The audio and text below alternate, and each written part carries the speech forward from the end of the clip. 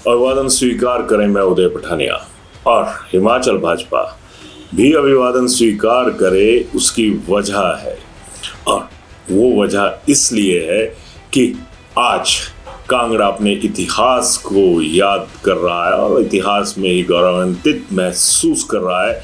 उसकी वजह है वो शांता कुमार, जिनके बाद ना कांगड़ा से कोई मुख्यमंत्री बना ना प्रदेश अध्यक्ष बना। क्योंकि 80 के दशक की बात है, शायद 1987 में शांता कुमार एक ऐसे अकेले प्रदेश अध्यक्ष रहे जो कि कांगड़ा से ताल्लुक रखते थे। और ज़्यादा फ्लैशबैक में जाने की ज़रूरत नहीं है। जिस कांगड़ा के लिए ये सियासत में लगातार एक जंग चली रहती है कि कांगड़ा जीत लिया तो सब जीत लिया, दरअसल यहाँ पर बीजेपी पहले ही कदम पर हारती हुई नजर आ रही है। और ये जो खुलासे हो रहे हैं तमाम प्रदेश कार्यकारिणी के जरिए हो रहे हैं।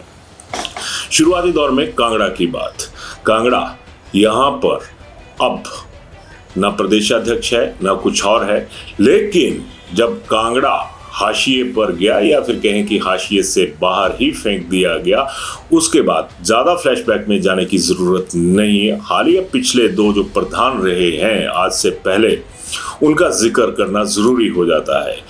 सतपाल सिंह सत्ती, वो 7.5 साल, जिस तरह से गृह दशा होती है ना, उसी तरह से 7.5 साल तक बीजेपी के प्रदेशाध्यक्ष रहे ऊना जिला से। यानी जो 5 विधानसभा क्षेत्र थे वहां से बीजेपी का प्रदेश नेतृत्व ने अपना कब्जा किया। उसके पहले या फिर ये कहें कि उसके बाद अगर डॉक्टर राजीव बिंदल की ही बात करें तो वो सिरमौर जिला से हैं, और वहाँ की भी जो राजनीतिक परिस्थितियां हैं वो ऐसी ही हैं जैसी कि ऊना की थी। यानी जो कांगड़ा था वो 15 को लेकर भी हल्का रहा, और जो 5 विधानसभा क्षेत्र थे वो भारी रहे। खैर, अब बात यही नहीं रुक रही है। कांगड़ा में जिस समुदाय का नाम लेकर या जिन समुदायों का नाम लेकर राजनीति में अपना समुदाय सत्ता में बिठाने की कोशिशें होती हैं, वहां पर उन्हीं 2 समुदायों की जो बेकदरी थी वो खुद भाजपा ने अपनी प्रदेश कार्यकारिणी में कर दी। क्योंकि मैं बात कर रहा हूं ओबीसी समुदाय और उसी के साथ ट्राइबल यानी गद्दी समुदाय की। इन दोनों में ओबीसी समुदाय थोड़ा सा भाग्यवान रहा, क्योंकि पवन काजल के जरिए यहाँ पर प्रदेश कार्यकारिणी में एक पद जो था वो बतौर उपाध्यक्ष दे दिया गया। लेकिन जो गद्दी समुदाय है, जिसके जरिए हर सियासत की गद्दी पर वाया कांगड़ा तमाम नेताओं की नजर रहती है, वो गद्दी समुदाय एक तरह से फिर दर बदर करके रख दिया गया। गद्दी समुदाय और चौधरी समुदाय, अगर इन दोनों की बात करूं, क्योंकि सियासत के लिहाज से ये जो पैरामीटर्स हैं ना, बीजेपी के लिए या फिर कांग्रेस के लिए कहें तो बहुत एक अहम भूमिका रखते हैं, लेकिन यहाँ पर वो भूमिका खत्म होती हुई नजर आ चुकी है। उसकी वजह है स्वर्गीय श्री किशन कपूर जी, उनका निधन हो गया। और जब उनके जीते जी ही टिकट की रिप्लेसमेंट हुई थी तो डॉक्टर राजीव भारद्वाज के साथ उनकी हुई थी, और ये गद्दी समुदाय का कहें कि दबदबा ही था उस दौरान। अगर सियासत की भाषा में कहूं तो रिकॉर्ड मतों के साथ राष्ट्रीय स्तर पर जो जीत दर्ज करवाई थी वो किशन कपूर जी की थी।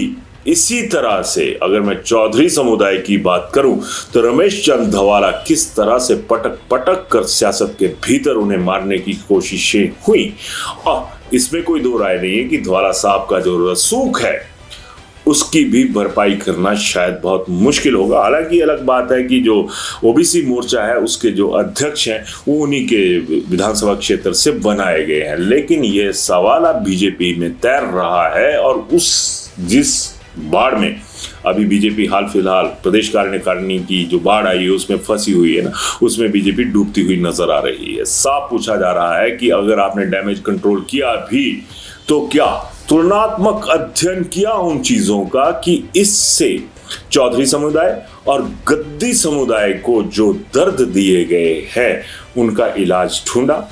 तो ओबीसी और गद्दी इन दोनों में ही जो चक्की है ना, इसमें बराबर बीजेपी पिसती हुई नजर आ रही है। आज एक और अधिसूचना जारी हुई है, उसमें गद्दी नेताओं के खाते से त्रिलोक कपूर को एडजस्ट किया गया है। और बकाया तमाम जगहों पर गद्दी समुदाय का अगर ये कहें कि सफाया हो गया प्रदेश कार्यकारिणी में, तो कोई बहुत बड़ी बात नहीं हो सकती ये सियासत के लिहाज से, जो सियासत इन दिनों बीजेपी में चली हुई है। खैर, बात यही नहीं रुक रही है, बहुत सारी चीजें ऐसी निकलकर सामने आ रही हैं जिस पर अब बीजेपी के भीतर बवाल उठने शुरू हो गए हैं। बीजेपी 33% जो कहा जाता है कि महिलाओं के लिए आरक्षण की बात करती है, वहां पर इस प्रदेश कार्यकारिणी में महिलाओं को भी पूरा हिस्सा नहीं मिला। लगभग 17% के करीब बीजेपी ने महिलाओं को यहां पर हिस्सेदारी दी है। और अगर इस हिस्सेदारी की भी बात करें तो एक बार फिर बवाल उठ खड़ा हुआ है कि एक लगभग साल 2012 के बाद ये आरोप लग रहे हैं बीजेपी के ऊपर कि ये उन्हीं लोगों की एडजस्टमेंट करते हैं जो सरकार होने के दौरान सत्ता में हिस्सेदार होते हैं, उन्हें द्वारा संगठन में हिस्सेदारी दे दी जाती है। और ये आरोप जो है वो जो महिलाओं की मैं बात कर रहा हूँ इसके ऊपर अब लगने शुरू हो चुका है। और इसी खाते से अगर मैं पुरुष जो समुदाय है उसकी बात करूं तो यहाँ पर भी वही चेहरे तमाम नजर आ रहे हैं। आप जरा लिस्ट पर नजर घुमा लीजिएगा, आपको पता लग जाएगा कि कौन कौन से ऐसे पदाधिकारी हैं जो सत्ता में भी कहें कि सत्ता के झूले में सवार रहते थे, अब वो संगठन के झूले पर एक तरह से कहें ना तो आराम से झूलते हुए नजर आ रहे हैं। और अब इसके साथ एक और सवाल उठने शुरू हो गया है कि बीजेपी ने अपनी विचारधारा या ये कहें कि संगठन के लिए जो एक विचारधारा चलती है उसके तहत विस्तारकों की नियुक्तियां की, प्रचारकों की नियुक्तियां की, लेकिन इस लिस्ट में विस्तारक और प्रचारक दोनों ही हाशिए पर हैं, या फिर यूं कहें कि हाशिए से बाहर है तो भी गलत नहीं होगा। कई विवाद जो हैं वो अब सोशल मीडिया पर सोसाइटी के बीच पहुंचने शुरू हो चुके हैं। और बड़ी एक कहें कि हैरानगी की बात है कि 2 संसदीय क्षेत्रों को बिल्कुल खाली करके रख दिया गया और 2 संसदीय क्षेत्रों में इतनी नियुक्तियां कर दी गई जिनकी कोई कमी नहीं है। अगर किसी को SC कोटे से भी एडजस्ट किया गया है तो ये वही लोग, खुद भाजपा के लोग कह रहे हैं कि इन्हीं लोगों ने सत्ता में भी हिस्सेदारी दर्ज करी, इन्हीं लोगों ने आगे चलकर संगठन में भी हिस्सेदारी बनाई, और किससे अगर किसी के हिस्से में आए तो वो सिर्फ भाजपा का आम कार्यकर्ता था। ये अलग बात है कि अगर बिल्कुल बिना चश्मे के, सियासी चश्मे के देखें तो ये लगता है कि तमाम जो नियुक्तियां हैं वो बड़ी सोच समझ कर की गई हैं, लेकिन जो हालात हैं वो ये बता रहे हैं कि ये सोची समझी रणनीति तो नहीं, कहीं सोची समझी कोई ऐसी चाल तो नहीं है जिसमें जो संगठन के लिए, जो संगठन के पांव में दम चाहिए वो चाल दमदार बन सके। साफ कहा जा रहा है कि उन लोगों को सत्ता में हिस्सेदारी दी, उन लोगों को संगठन में हिस्सेदारी दी जो कि या तो सरकार में, जो सरकार के सर्वोपरि रहते हैं उनके चहेते रहे, उनकी लाइमलाइट में रहे, यानी सत्ता के चांद वही चेहरे बने जिनके ऊपर सत्ता की चांदनी भी खुलकर बरसती थी। साफ सवाल उठाया जा रहा है कि आखिर ये क्यों हुआ, किस वजह से हुआ और इसके पीछे जो कारक हैं वो कौन है। यानी कारणों का जिक्र अब बीजेपी का कैडर करने शुरू हो गया है। आज प्रवक्ताओं की जो लिस्ट थी वो भी जारी हुई और जो 3 मुख्य चेहरे प्रवक्ताओं की लिस्ट में ही आते हैं उनकी भी जो लिस्ट थी वो जारी हो गई और ये लिखा गया कि ये जो नियुक्तियां हैं तुरंत प्रभाव से प्रभावी मानी जाएंगी।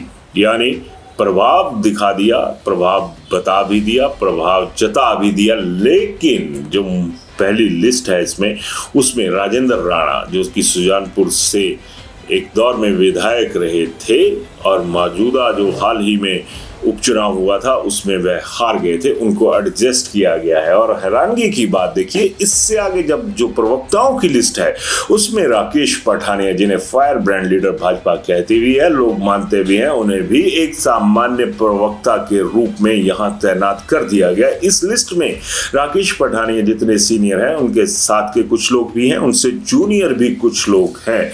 यानी एक तरह से कहे कि जो भी एडजस्टमेंट हुई वो तमाम चीजें बातें जो थी वो किसी न किसी व्यक्ति विशेष के लिहाज से हुई, संगठन के लिहाज से, संगठन की मजबूती के लिहाज से।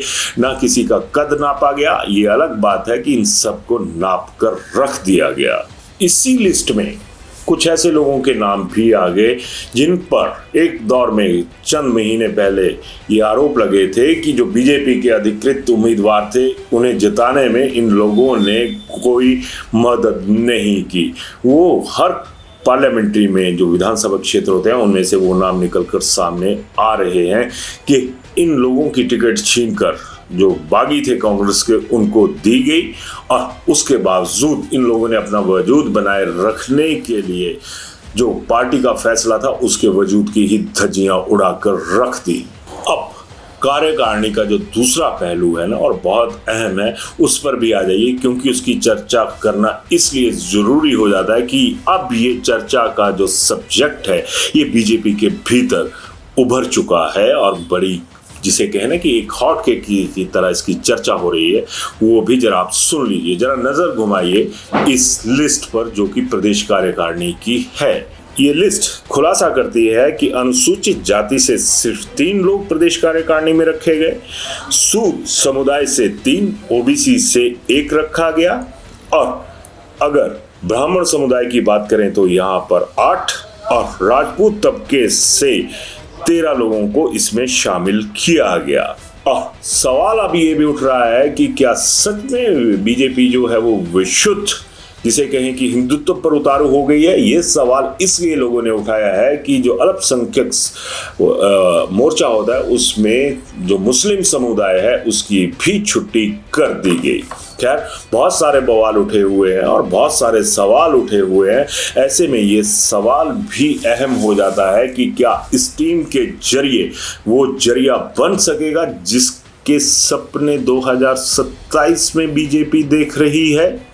क्योंकि सदन के भीतर भी कुछ हालात ऐसे हैं जिसमें यह नहीं लगता कि बीजेपी एकजुट है, और सदन के बाहर अगर सड़क की बात करें तो यहाँ पर भी जो हालात हाजिरा है ना वो गैर हाजिर करने वाला साबित हो सकता है सत्ता की दौड़ से। क्योंकि तमाम जगहों पर कुछ ऐसी नियुक्तियां हो गई हैं कि जिनसे जो बीजेपी में शामिल हुए लोग थे उनके सामने एक तरह से कहें कि चुनौतियां खुद विशुद्ध रूप से भाजपा ने खड़ी कर दी हैं।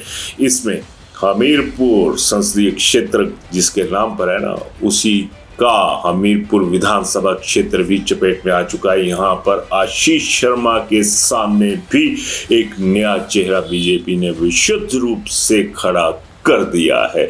अब ये अलग बात है कि ये तमाम नेता ये कहते हैं कि हम पहले से ही भाजपाई थे, भाजपाई विचारधारा के थे, या फिर जो विशुद्ध रूप से कांग्रेसी थे और अब भाजपा में, वो कहते हैं कि हमारी सोच अब वैसी सोच नहीं रही थी कांग्रेस में जो कांग्रेस की मूल विचारधारा से मेल खाती हो, लेकिन अब भाजपा की हमें विचारधारा अच्छी लगी तो विचारधारा में हम लोग आ गए।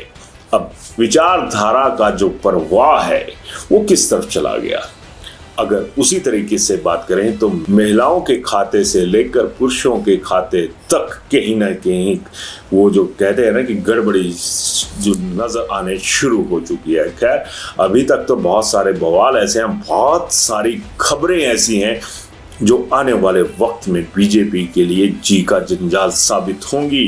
लास्ट बट नॉट लीस्ट, अंत में अब बात आ जाती है कि जिसका मैं जिक्र कर रहा हूं कि 2027 यहाँ पर जिक्र करना जरूरी हो जाता है मुख्यमंत्री सुखविंदर सिंह सुक्खू के उस बयान का, जिसमें उन्होंने बड़ी पहले कह दिया था कि भाजपा 5 धड़ों में बंटी हुई है, और तब तो जो धड़ेबाजी थी ना वो टॉप लेवल पे थी। आज जो हालात इस कार्यकारिणी की वजह से खुद बीजेपी के कार्यकर्ता, आम नेता गिनवा रहे हैं, उससे तो ये कह सकते हैं कि अब धड़ेबाजी नहीं, सिर्फ धड़ की बाजी जो है वो कहीं लग ना जाए। बीजेपी से जुड़ी हुई खबरें अभी और भी बहुत बकाया है, लेकिन इस खबर का जो कहे ना कि इतिश्री करनी हो तो भाजपा के एक आम से कार्यकर्ता का, जो उसने जिक्र किया इस सारे माहौल का, वो बड़ा दिलचस्प था। बड़े ही शायराना अंदाज में उन्होंने ये बात कही। जरा सुनिए वो बात थी क्या। इन्होंने कहा, कभी लगा हम रूह में हैं उसकी, फिर एहसास हुआ हम तो अपने ही खूह में थे। खूह यानी कुआं। और इस कुएं से एक और भाई साहब है, उन्होंने भी बात कही कि जो कुआं होता है उसमें पानी होता है, और पानी जो खतरे का होता है वो हमेशा पाँव की तरफ से सिर की तरफ को जाता है। और जो मौजूदा दौर में हालात बने हुए हैं कि जो भाजपा के सिर है वो ये समझ रहे हैं कि खतरा जो है वो हवा में आएगा, और जब सियासत की बाढ़ जो अभी आई हुई है उसकी चपेट में पाँव आए हैं, और पाँव होता है संगठन, और संगठन ही अगर खुद को खतरे में समझेगा तो फिर क्या होगा, फिर जो सिर ऊपर हवा में है उनका क्या होगा। क्योंकि वही चीज़ आ गई कि जो लोग एडजस्ट किए वो हर जगह एडजस्ट रहने में कामयाब रहते हैं। नए लोगों को कितना सा एडजस्ट किया यहाँ पे, प्लेसमेंट कर दी, कोई बात नहीं। खुद ये भाजपा के नेताओं का कहना है, भाजपा के कार्यकर्ताओं का कहना है कि नए लोगों की तो एडजस्टमेंट कर दी, प्लेसमेंट कर दी, जो डिस्प्लेस हुए उनका क्या होगा। और उनके ना होने की वजह से या उनके डिस्प्लेस होने की वजह से कहीं 27 में सत्ता तो मिसप्लेस नहीं हो जाएगी। अपनी राय जरूर दीजिएगा। धन्यवाद। शिमला होटल, घर के बाहर घर जैसा अपनापन।